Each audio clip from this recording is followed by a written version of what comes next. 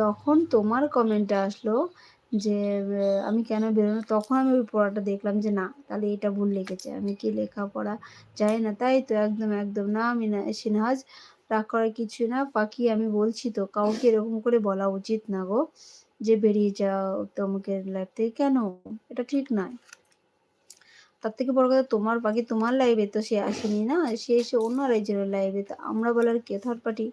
আমি কিন্তু ইউটিউবারে কাজ করি, হ্যাঁ বুঝতে পেরেছি সিনাজ।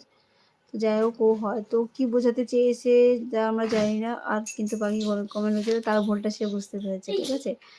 সব থেকে বড় ভুল, যাকে আমরা ভুলটা বোঝাতে পারি তার থেকে বেশি আর কিছু মনে হয় বলা লাগে না। হ্যালো দিদিভাই, কেমন আছেন? না আচ্ছা, ভালো আছি। যাই হোক, শাহনাজ রাগ করো না, সে আর কিছুই, বাকি আর কিছু বলার রাস্তা নেই, কেননা তার ভুলটা সে বুঝতে পেরেছে, ঠিক আছে। যে যার ভুলটা যখন নিজে থেকে বুঝতে পারে তাকে আর কিছু বলার থাকে না। যাই হোক,